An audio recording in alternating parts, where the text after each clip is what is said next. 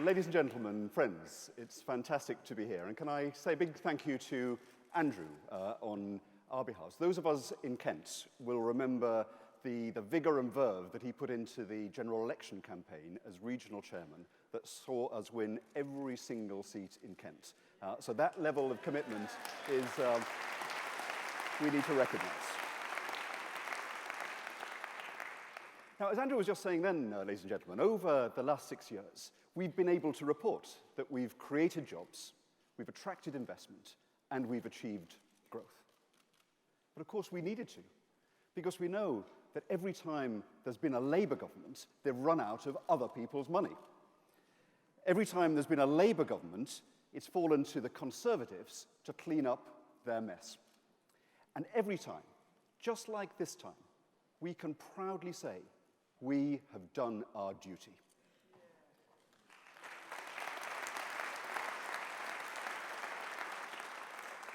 But the truth, of course, is that it isn't government that creates jobs. When we say we, what we actually mean is you. The entrepreneurs, the small firms, the startups, the inventors, British businesses, and the people who work in them. You are the heroes of Britain's economic revival. It's you who we salute.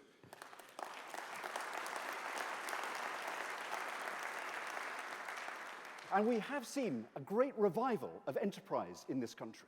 During the last 6 years, almost 3 million new businesses created, more than at any other time since the Victorian era. The taxes that our businesses pay contribute £140 billion a year to pay for the public services that we use. They've attracted more overseas investment than any other Western economy apart from the United States. We are a nation built on business, powered by business, and whose future depends on business.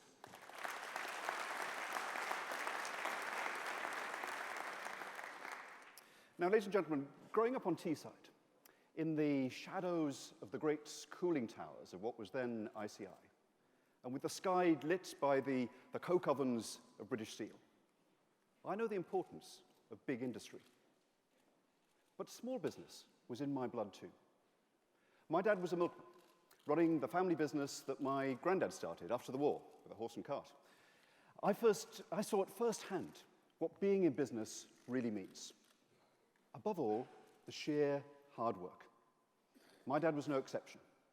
Up with the lark, 7 days a week. If you're in business, you're never off duty. And as a youngster, I understood the effort. But what I didn't always see so clearly was the other side of business. The quick thinking, the inventiveness, the sheer entrepreneurship. Until I turned 17, that was. And I asked for driving lessons as a birthday present. Great idea, said my dad. I'll teach you. But there was a catch. The vehicle that I was taught in turned out to be a milk float. The lessons took place at 5:30 in the morning. And amongst the various maneuvers on the curriculum, the one that I had to practice most was leaping off to deliver pints of milk. It was then that I discovered that my dad was truly enterprising. But every business knows that if you want to get ahead, you've got to think ahead. And so too does the country. And that's why Theresa May is determined that this country should have a proper industrial strategy. And I'm delighted that she has given me such a powerhouse of a team to support me in this work. We have them here today. We have Nick Hurd, Joe Johnson, Lucy Neville-Rolfe, Margot James, and Jessie Norman. Our whip, Chris Pincher, and our PPSs, Connor Burns and Wendy Morton. Will you welcome them to our conference today?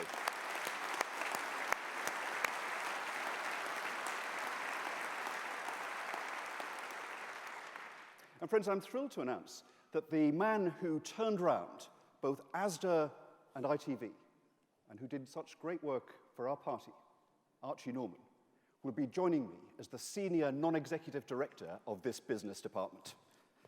It's obvious from what I've said that if governments don't create jobs, they certainly don't create businesses or industries either. But can government make a difference? Well, just ask yourself this. Would it matter to British business if, God forbid, Jeremy Corbyn was Prime Minister of this country? Last week in Liverpool, a city built on enterprise and trade. Mr. Corbyn set out his vision. A plan to tax enterprise, to nationalise our industries, to bankroll failure and stamp out success. When today's Labour Party sneer at the job creators, turn their back on the aspirations of ordinary working people and march off to the political extremes, we in this party must make this one simple pledge. We will never allow the Corbynistas to do to Britain what they have done to the Labour Party. The only momentum we want to see in our country is the momentum of innovation, of job creation, of regeneration across the land. Enterprise, not socialism, is what lifts people out of poverty, and this party will never forget it. So having the right government with the right policies makes the world of a difference. And planning how we can create the best possible conditions for British business in the long term is not optional, it's essential. Now, ladies and gentlemen, having said that it's businesses that create jobs, I want to introduce you to some of the people who are doing just that, to talk a bit about our industrial strategy. Grant Adams is the chief executive of a West Midlands engineering company, Cirtec, that supplies components to the automotive industry and now employs over 2,000 people here. Catherine Bennett, common denominator, all people born and raised in the West Midlands. Catherine Bennett is vice president of Airbus, who's just had the excitement of seeing her company invest and contribute to the Rosetta probe that's completed its spectacular mission with British technology just last Friday. And Saqib Bhatti, who runs a successful accountancy practice helping small and medium-sized businesses and startups here in the West Midlands, and who serves on the board of the Local Enterprise Partnership. So please welcome all three of them up to the stage.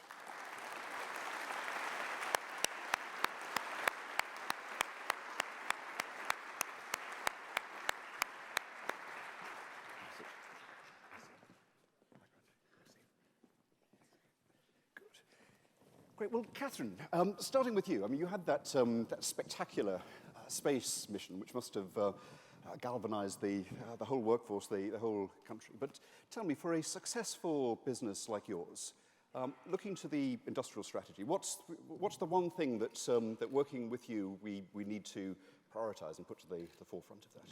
Well, thanks, Greg. The first thing I would say is have a strategy, which we've got, and we've got to work on it.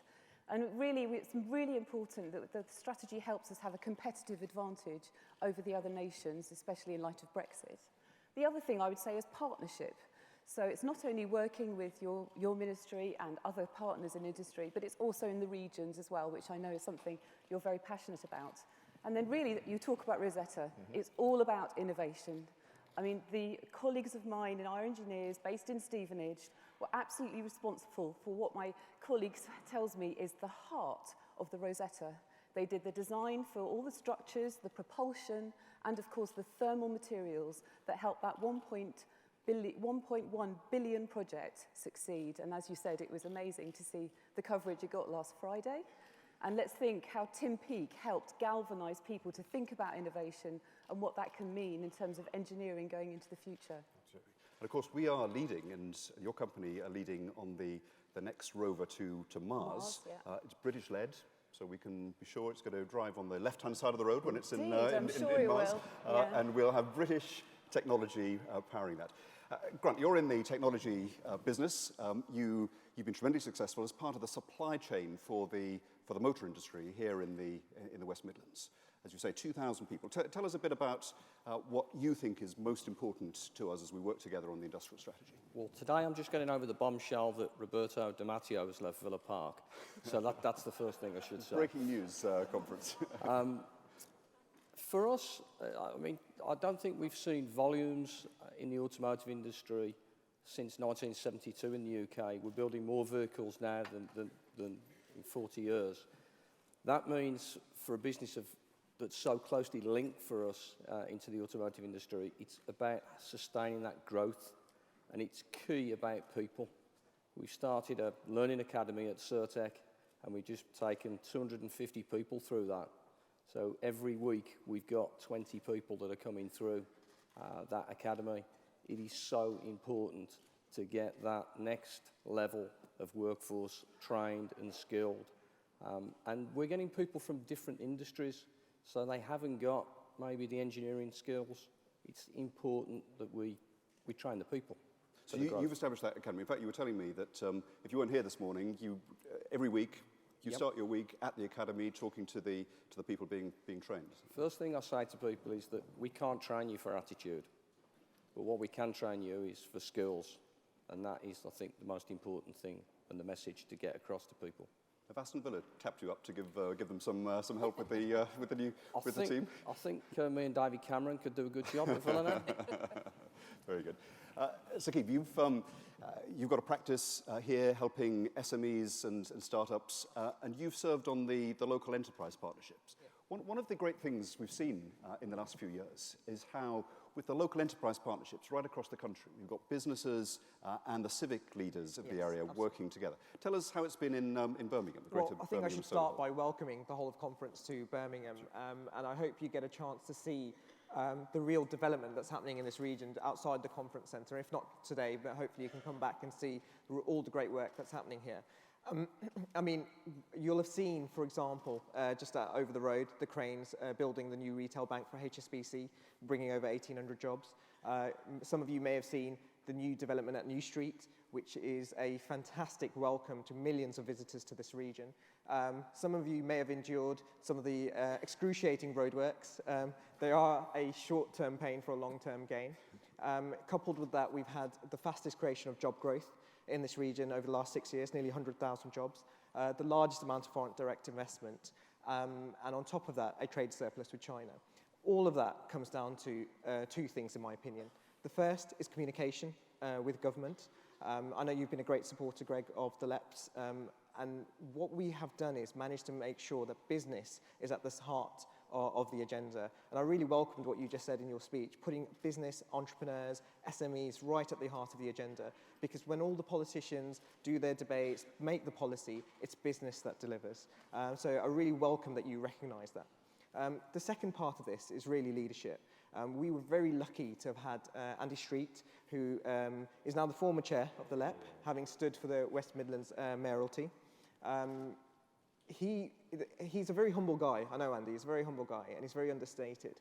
But you cannot understate his achievements. To have taken the LEP where it was in 2010, and then to bring it to where it is now in 2016, the resources that we've got, the jobs that he's created, having brought together the universities, 8 metropolitan borough councils, not all conservative, the chambers of commerce, the Birmingham and the Asian Business Chamber of Commerce, where I'm the president, and to have us all singing off the same hymn sheet, that is no easy task. And for me, really, the leadership is summed up in one thing. And I'm going to embarrass Andy a little bit now. And we were at dinner about a year and a half ago, and we were talking to some real experts and talking about how we can really supercharge the growth in the coming period.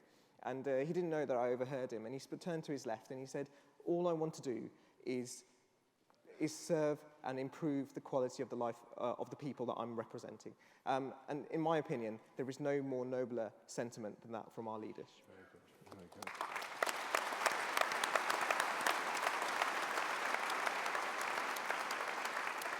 Well, listen, we all agree with that, and I think your support for him to lead this fantastic city, as you say, I mean, the kind of spirit that you pick up when walking around Birmingham is fantastic to feel. So thanks for what you're doing as part of the LEP and supporting Andy on that. Will you stay with us? I'm just going to say a few more words, and then we'll have some other contributions. But can you thank our guests?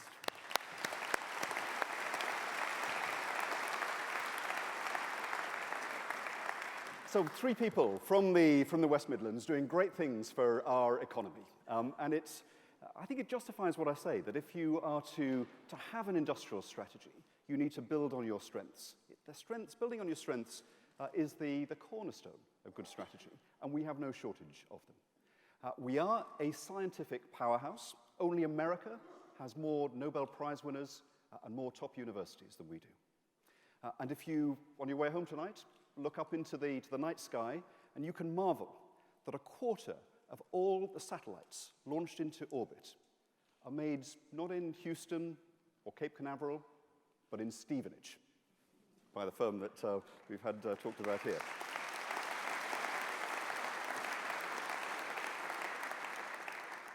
Our professional services, our creative industries, our technologists, they all set the global gold standard.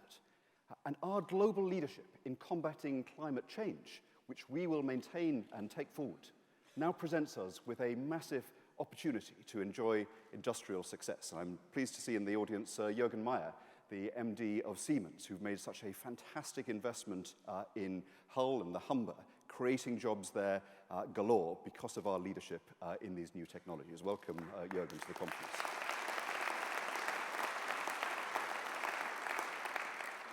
So we need to build on our strengths. But, of course, building on those strengths, and indeed magnifying them, is not the same as protecting incumbency. My view is that we must act constantly to create the conditions for us to be open to new competitors, and indeed to new industries that may not exist anywhere today, but which will shape our lives in the future. And the benefits of innovation must flow to consumers in better products, improved services, and cheaper prices. The best businesses value long-term relationships with their most loyal customers. The worst ones abuse them. And of course, it's not in the most competitive industries where people who are loyal to their supplier are fleeced, but where competition is most sluggish and incumbents most dominant. An economy that works for everyone must ensure that those with market power don't use them against consumers, especially those vulnerable to exploitation. That is a principle that we will apply in our industrial strategy.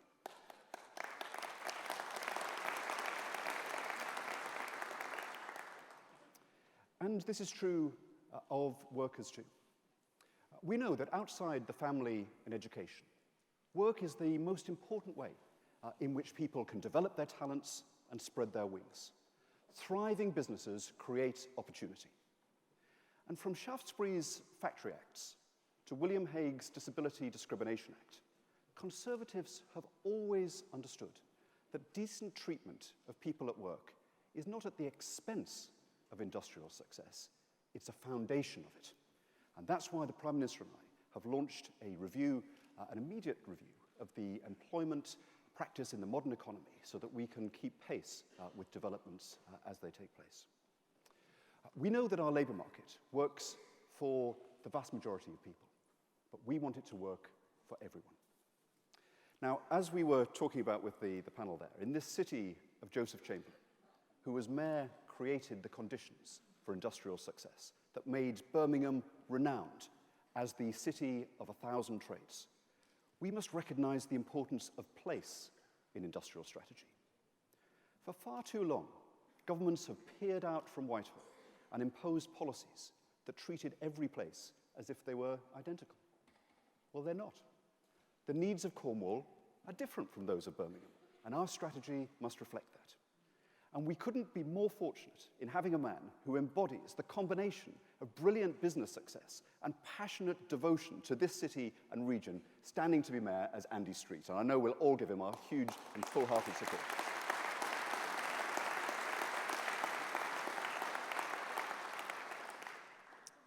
Ladies and gentlemen, the best governments are the ones that sense that the world is changing and that the country has to change too.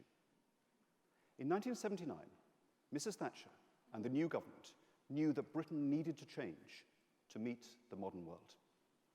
She described 1979 as a year that was not just part of history, but which made history. I believe that in the years to come, we will look back on 2016 as just such a time. And the challenge facing us is this. For all the excellence and entrepreneurial brilliance that I've described, for all the assets and skills and reputation that we have as a nation, for all of the astonishing economic progress that we've made in this country, it's still too uneven. Britain can boast the richest area in Northern Europe, central London. But you know, we also have 9 of the 10 poorest. We Conservatives know that that is not good enough. We have some of the most capable people, some of the best trained people on the planet, but still too many people who haven't had the education or the training that they need to get a good quality job. We have new infrastructure, like Crossrail about to open, New Street Station recently opened. But we have digital networks that leave too many people poorly connected. We have low-carbon energy systems that lead the world, but also a failure of successive governments to replace our aging power stations. We have a worldwide reputation for fair dealing, but also examples of behavior that trashes the good name of business. This is no time to lower our sights or our standards. This country will never win a race to the bottom. Looking ahead, it's clear that the only viable path is in the opposite direction. I believe that it's time for this country to have an upgrade in our infrastructure, an upgrade in the resilience and the cleanness of our energy supplies, an upgrade in our education and training, an upgrade in the development and regeneration of our towns and cities, upwards to a country that invests, upwards to a country of opportunity and enterprise, upwards to an economy that works for everyone. Thank you very much indeed, ladies and gentlemen.